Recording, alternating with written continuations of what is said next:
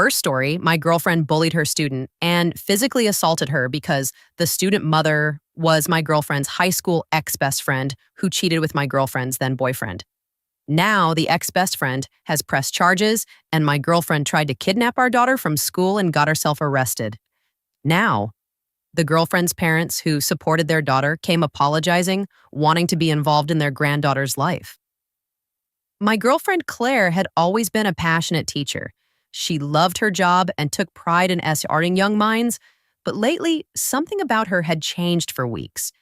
She had been fixated on one particular student, Emily, a 6-year-old in her class. At first, her comments seemed like normal teacher frustrations. Emily needed too much attention. She cried often, and she was a little difficult in class. But then Claw's remarks became more personal. She began outright insulting the child, calling her a spoiled little brat, and even worse, it unsettled me. CLA had taught plenty of challenging kids before, yet she had never spoken about any of them like this when I questioned her. She dismissed it, saying Emily reminded her too much of someone she hated. That made no sense to me. Emily was just a kid. What could she have possibly done to deserve this level of resentment? I didn't push too hard.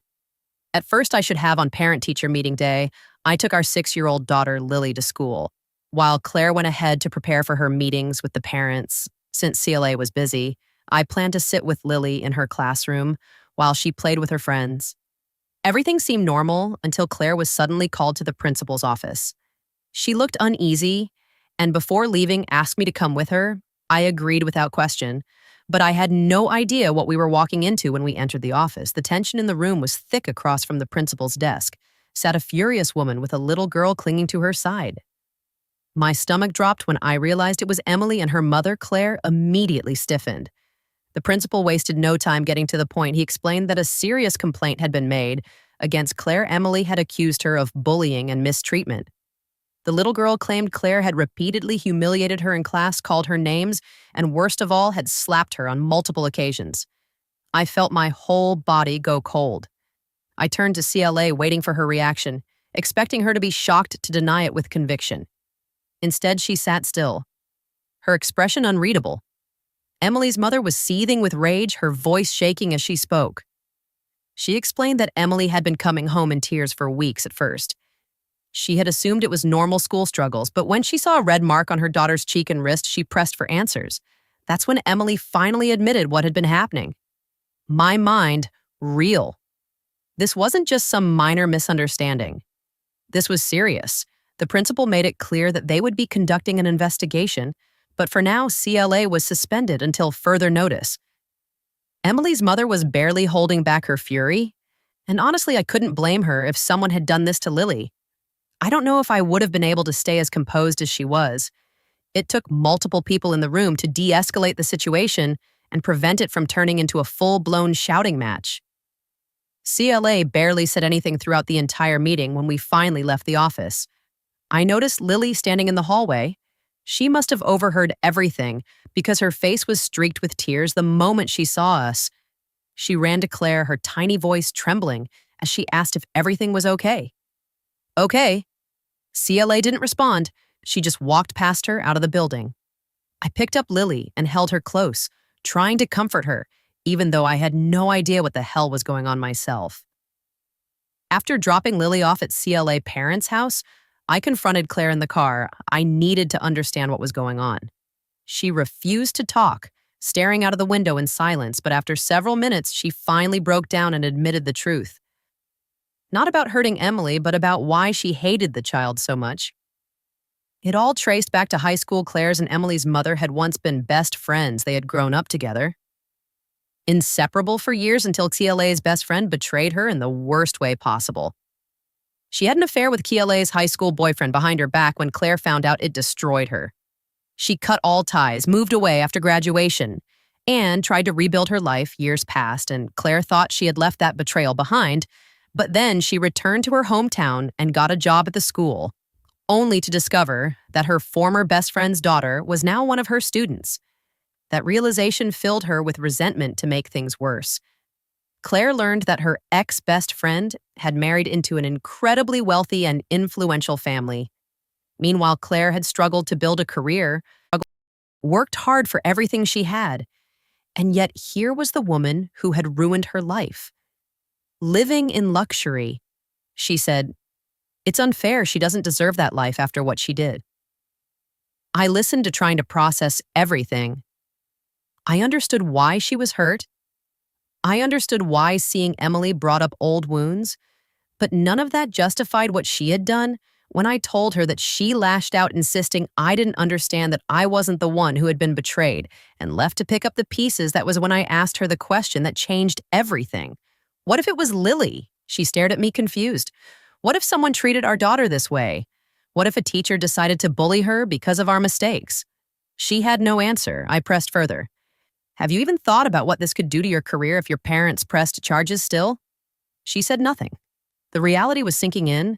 She could be arrested, and for all we knew, she might have already lost her job. The argument escalated quickly after that. She refused to admit she had done anything wrong. Her frustration boiled over as she insisted it wasn't fair, that she had every right to be angry. Eventually, she stormed out of the house and went to stay with her parents.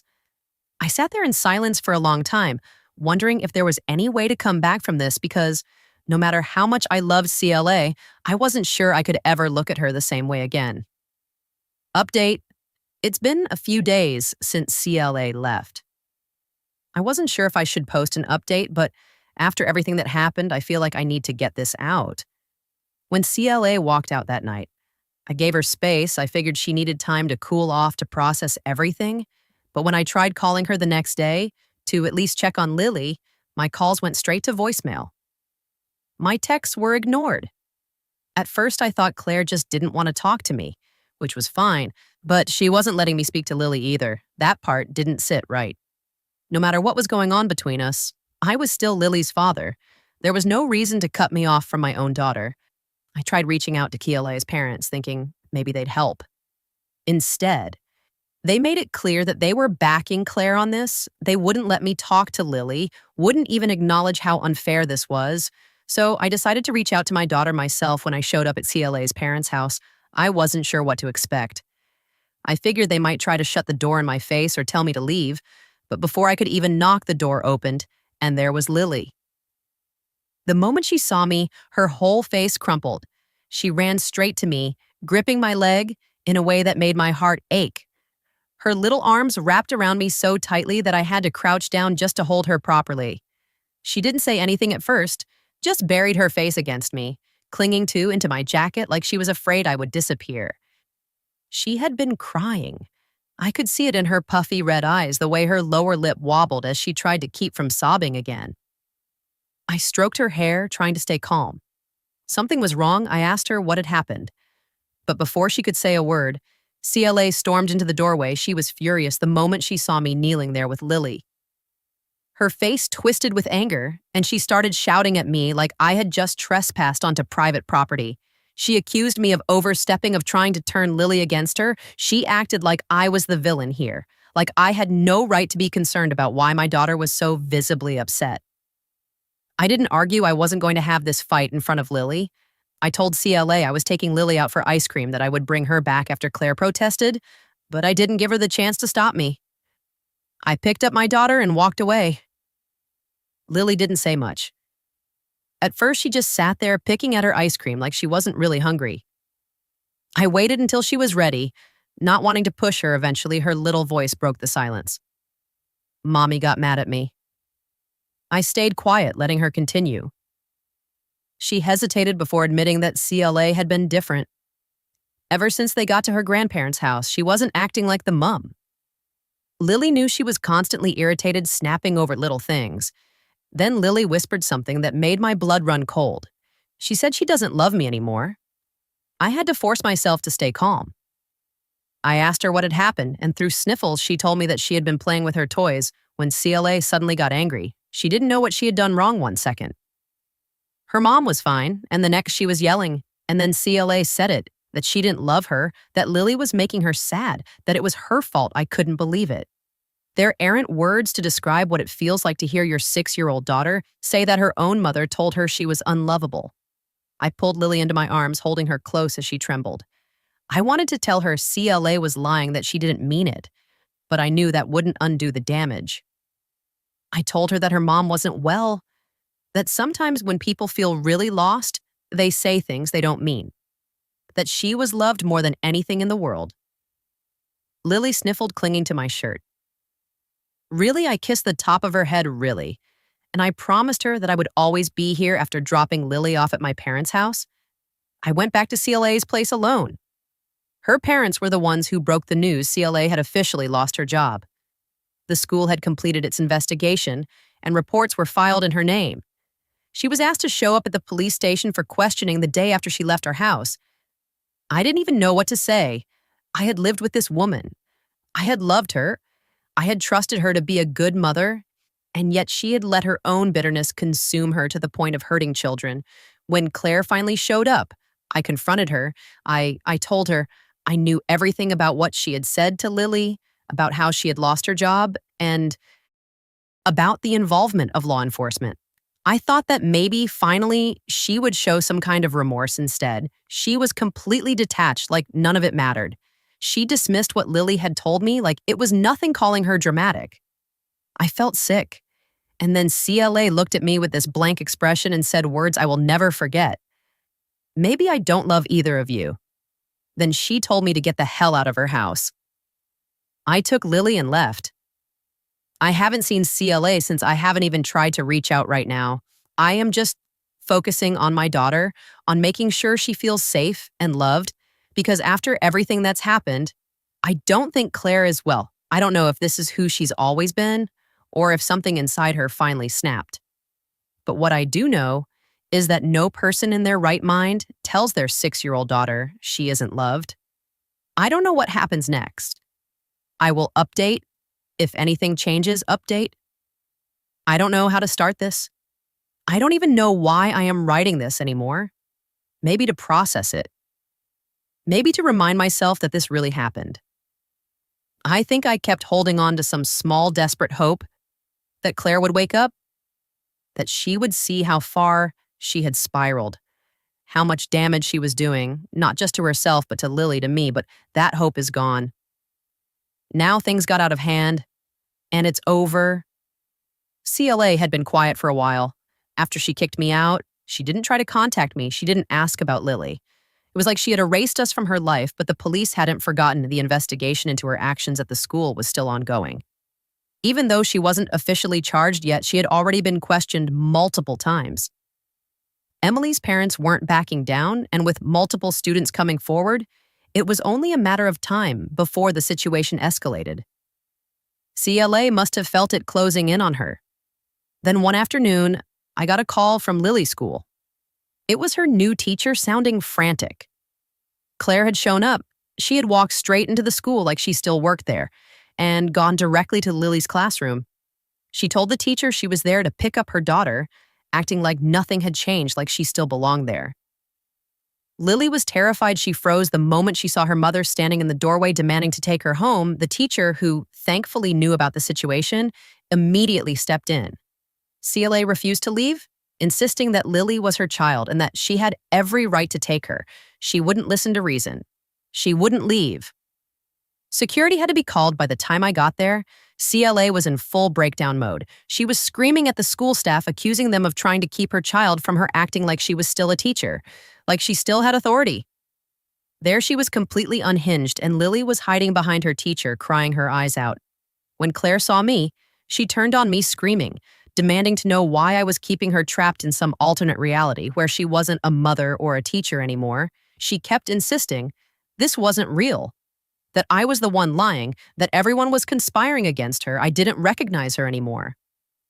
I don't know if I ever will again. The police had to be called. CLA was taken into custody and placed under a mandatory psychiatric hold. That was days ago. She's still there. Her parents, who once stood by her, who once refused to believe that she could do anything wrong, are now apologizing for everything. They admitted that they had seen the warning signs, but thought she just needed time to sort herself out. They never expected it to get this far. I don't even have the energy to be angry at them anymore. I am exhausted. I feel like I've lost everything. Claire is gone, not just physically, but mentally. The woman I loved, the woman I had a family with, doesn't exist anymore. I don't know who this person is. I don't know if she's ever coming back. And Lily, she's traumatized. She won't talk about what happened. She won't even say Kilaw's name every time someone mentions her mother. She shuts down, curls up in on herself like she's trying to disappear. It kills me. I keep telling myself that I did what I had to do, that I protected my daughter, that I made the right choices, but it doesn't feel like a victory. It doesn't feel like I won. It just feels like I lost everything. The police investigation is still ongoing right now. CLA is still under psychiatric evaluation, but depending on what the doctors decide, she could be formally charged with everything that's happened. It's hard to say what's going to happen next. I have to sort out custody now, though. I doubt CLA will be able to fight for it in the state she's in. I have to help Lily heal. I don't even know where to start with that. I have to figure out how to grieve someone who isn't dead, and I have to accept the fact that the life I thought I had, the future I thought I was building, is gone. I don't know if I will update again. I don't even know if there's anything left to update, but for those of you who followed this, who gave me advice and support, thank you. I just wish this story had a better ending. Second story. My friend ruined a bunch of my classmates' lives, and I am glad for what he did, but sad that I was not involved in ruining their lives. I have a friend from high school. We were somewhat close, but never best friends. He was always super chill, calm during a crisis, really. Mellow and kind. He didn't talk a lot about what he did and was pretty private about his personal life, which our friend group always respected. He always disappeared immediately after school because he said he had a part-time job in 10th grade. A girl who we sort of knew was roped, and the 3 people who did it were never charged. Everyone knew they did it, but they were on a sports team and got away with it. She committed self-harm. Later that year, my friend and I are in college now, and we've gotten a lot closer one night. He asked me if I remembered that girl, and I said yes. He asked me if I remembered the guys who did it, and prodded me about how I felt about them, obviously. I effing hate them. And said, so I was drunk. And this was the first time we'd ever really spoken about this, so I was loud about it. And he got this sort of bizarre look on his face and showed me their Facebook, our Instas, others' news articles, public info, etc. It was a really effing in-depth investigation of their lives, and I admit I was weirded out. At first, apparently none of them are in college now. One is working minimum wage, one is serving time for assault, and one isn't doing anything except bumming around at home. He told me that had actually been friends with the girl before her self-harm, which I never knew, and that had quit his part-time job and started, in his own words, obsessing over getting justice. The main thing I remember was just how drunk I was and how weirdly calm he was. It still feels really fuzzy to me. He pulled up a drive with literal years of evidence for one guy. He used his reputation as a teacher's pet to lower his grades, since the teachers believed him when he said the other guy didn't pull his weight on a major group project that ruined his sports chances because he didn't make the GPA cut and the coach dropped him. He managed to find one of their private emails by reading it over his shoulder and used this Spoko-like site to dig up more info. He anonymously emailed screenshots of their rope threats to the school counselor and got one of them investigated. He wasn't charged, but it made his team drop him because he couldn't show up to practice anymore. There was so much more. IHOB go into, there were a bunch of little things too, like how he sometimes shared cheat sheets in the class, SGC that had wrong information to keep their grades lower. I also used those sheets. He apologized for making my grades worse, or how he convinced a few upper-year friends of his not to tutor one of them, and they failed physics. He swore that he never made up any rumors or false information, and worked as legally as possible since he was still hoping the courts would charge them that never happened. But he did end up tipping the scales enough to ruin their lives, according to him. They ruined their own lives. He just documented it and sent it to the right people when we were done. He told me not to tell anyone, and I promised I wouldn't. We sat there for a while and my head was spinning because I had no idea he would done all of this. He thanked me for listening and said, had never admitted any of this before, and went to bed. I admit I am still disturbed by this, but it's not like he can unrue their lives now. And at least they faced some sort of consequences. The more I sit with this, the more I think that I am glad something happened. Even if it was like this, we still friends, I still trust him. He admitted that he's probably got a mental disorder that made him this way. And he's been in therapy for a long time. To this day, none of them ever FA justice for what they did to her. But their lives fell apart. Anyways, I am glad that happened. I am glad he did what he did in the comments. Hey, all I am. The friend I've been reading the comments. Honestly, I thought I was going to be eaten alive for being a sociopathic freak of a 10th grader who stopped a bunch of other kids for years, which is why I made my friend post this instead of doing it myself. The response has shocked me. I appreciate it more than, sorry for how rambly this comment is about to get. I miss her a lot. Even now, I started collecting evidence out of anger because I was desperately clinging to the belief that the courts would listen to me. They didn't. By the end, I stopped being angry and just got quiet. Not really sad, not really numb either. It comes off as being calm. Or, so I've heard, if you've lost someone, you get it. You learn to live with the space. They aren't in anymore. My goal became a sort of job. I would always keep an eye and ear open for new evidence, note it down, save it to a flash drive, rinse and repeat. Without ever really thinking about it, didn't feel like justice, just an automatic thing. When it was done, I didn't know what to feel. I would have been disgusted and angry and sad, nonstop for almost 3 years, and I was just glad it was done. And I would done something about it. I still wish I would done more. I am not a hero or a noble person, and I don't want to be seen as one. This plan was driven by anger and helplessness. I have a lot of complex feelings about it today. I wish I would done a lot more. I am glad I didn't end up in jail for doing more, and yet I still wish I would done it. Therapy has helped. I am still not satisfied with what I've done, but one day, I will forgive myself for it. Effing hell. I feel older than I really am. If you have questions, I will try to get back to you and answer them tomorrow to the commenter that said, she and I are each other's guardian angels. That made me tear up a little. Thank you. I've been thinking about that comment since I saw it. Take care of your friends. Love you all. Jay, another comment. This is more comments than I expected. I tried to read all of them, so I will go over some things and then log off. This isn't pro-revenge. I didn't do much. Beyond being a tattletale teacher's pet and stalking a lot of social media, the most extreme thing I did was ruin a guy's GPA. I am not a hero who did a cool thing because of my righteousness, and I don't want to be thought of that way. Please don't call me a hero. This was a coping method because I was angry at everything. Instead of writing a comment to tell me I did something heroic, please use that energy and hug your friends or text someone who misses you to all the survivors in the comments. I am genuinely touched by your thoughts. Thank you for sharing. I hope things get better. I appreciate the kind words a lot. Some of the comments made me laugh. Someone called me based in DMs. Take care of yourselves. Lots of love, sleep. Well, J, third story. My boyfriend 24M threatened to break up over Miss Dior and now want talk to me 22F because I laughed to guys. My boyfriend 24M and I 22F have been together for almost 2 years now. Aside from some small bumps in the road, we have been in a very good place throughout the whole relationship. However, last night things escalated over. In my opinion, something super dumb, but he thinks differently of that and now has stopped talking to me. It started when we were in bed. He was gaming, and I was on my laptop looking to order a new perfume since I stopped my job to focus on studying. I don't have as much income, so I decided to not get the expensive perfume. I usually go for Mayor. I thought I'd be better to find a body spray with a resembling scent. As he was looking over my shoulder, he asked me what I was doing.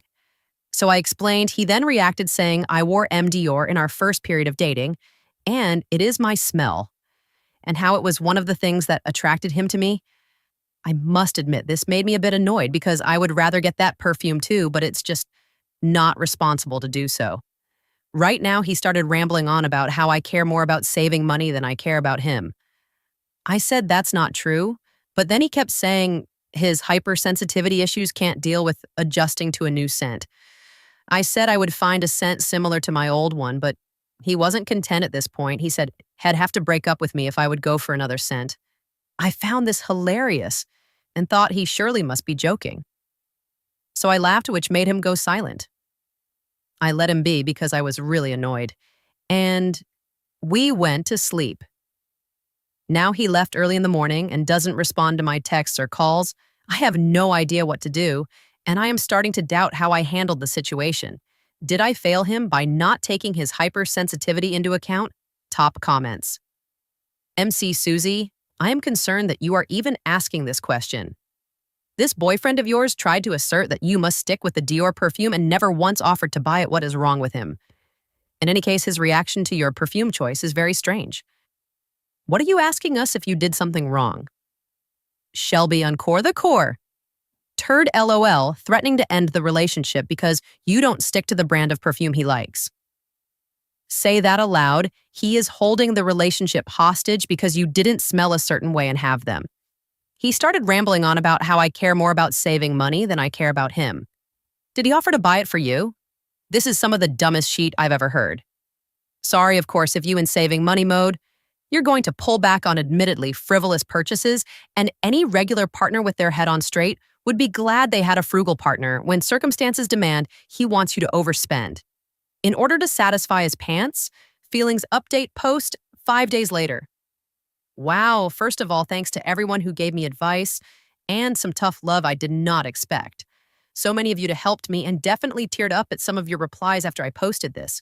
I was a bit of a mess, but after hours of ignoring me, he texted me late in the evening and asked me to meet up because he does not want us to be in a bad place.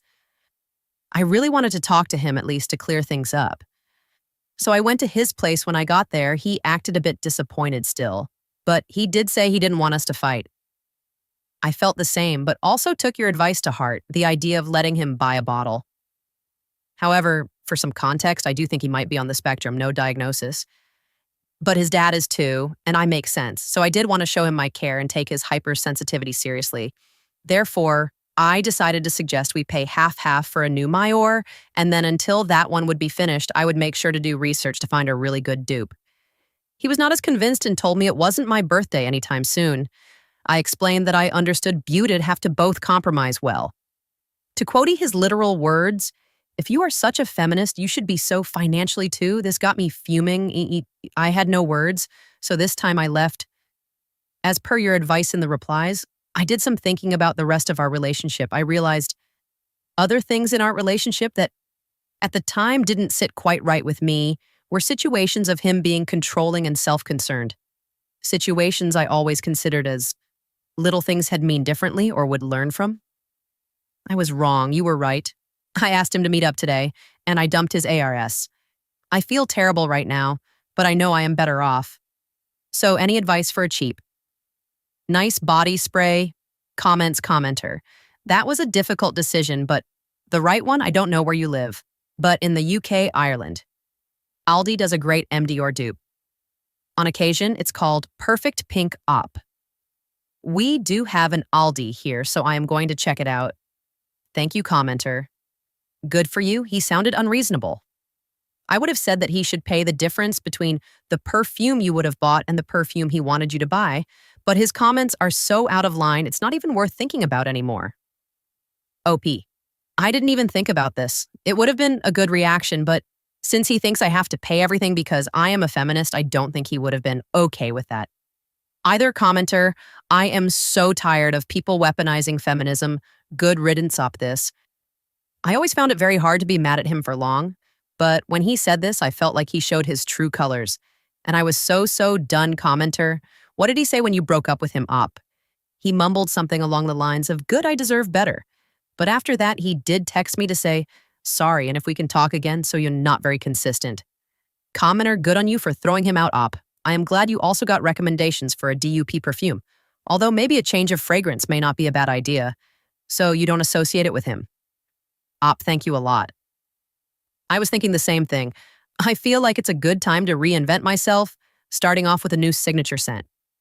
Thank you for watching the video. If you're interested in listening to these kinds of stories, we've got more in store for you. Simply subscribe to our channel, hit the like button, and share it with your friends.